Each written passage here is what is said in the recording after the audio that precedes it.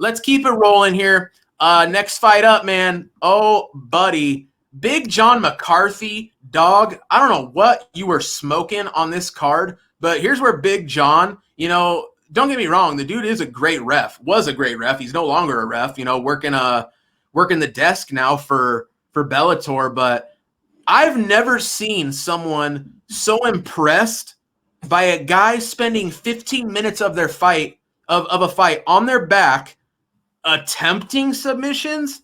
I mean, if that's even what you want to call it. At no point was Brent Primus even close to hitting something on Islam Mamedov. At the same time, was Islam Mamedov getting off a lot of offense on top? Not really, but I have a real problem with a guy who spends 15 minutes of a fight on their back, never really coming close to locking in a submission, getting the win. But guess who made a guest appearance in this one? Guess who made this a split decision win for Islam Mamedov, who I absolutely had a bet on straight up at minus 200.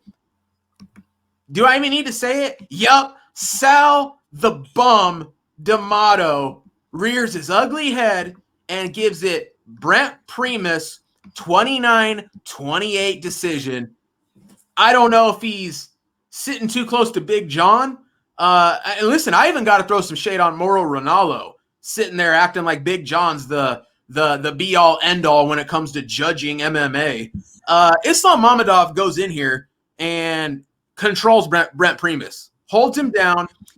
It just wasn't an action-packed fight. The crowd's booing. I get it, but that's what these Dagestani boys do. And Brent Primus is threatening submissions off his back, nullifying the ability for Islam to get off any good offense. But when we have a guy who spends 98% of the fight in the dominant position, and we don't have a whole lot of offense to go off of, I have no idea how you could think you could score this fight for Brent Primus. Islam Mamedov just goes out there, maintains position, minimal offense, and in my eyes, clearly wins this fight. Al, what'd you think? Yeah, this is a perplexing fight, man. I thought Primus had his moments, but it was obviously clear that Mamedov was winning the fight the whole way through. I watched the fight on mute, so I didn't really. Yeah, I didn't hear, but I could see on Twitter how everybody was complaining. One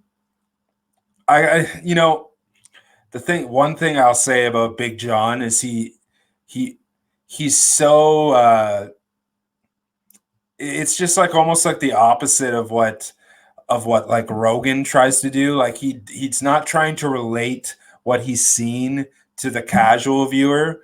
He's like, he's like swooning over just like good technique and stuff like that, and like at the highest level, nobody really wants to hear that, like he always has this thing where he'll always say what a fighter should be doing at that point instead of just telling you what he is actually doing. And just one critiques of Big John, and that happens a lot. It was what was it? The Velasquez Keelholtz fight too, right? Last UFC Bellator 262. I thought he made it. He was pretty biased in that fight too. And then in the co-main event, which we'll talk about, I thought he was pretty biased as well. Yeah, the judges have just been shitting on the opinion of Big John McCarthy these last couple of Bellators, haven't they? Yeah, that's true. But I don't know. I talked about this on my live stream that this was going to happen because not only when you have the California State Athletic Commission, that throws in a wrench into things, but it also throws when you have the two fights happening on the same night within a certain region of each other. That means that we got the B crew, right? Like, we got the B crew in that Barberena Jason Witt fight where 3 judges saw the fight differently. We got the B crew. Sal. I think it's appropriate to call him Sal with the D apostrophe. Sal da Bum D'Amato.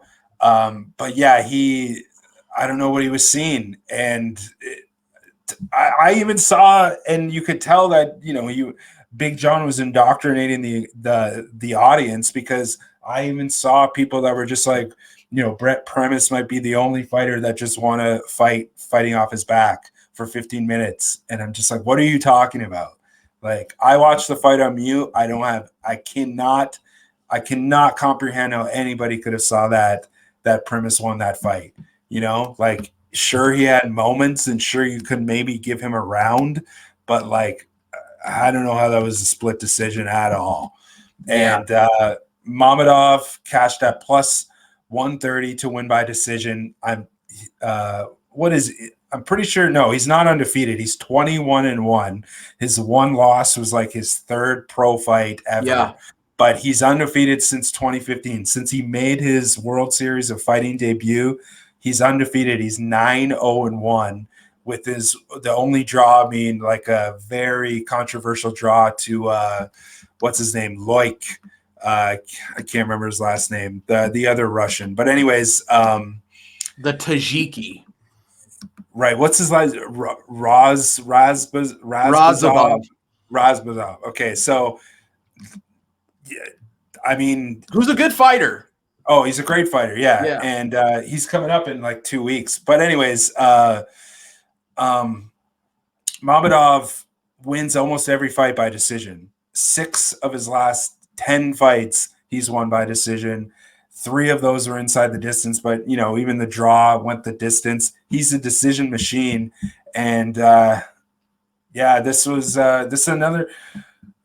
It's hard to say like who should he fight next, because like they almost have to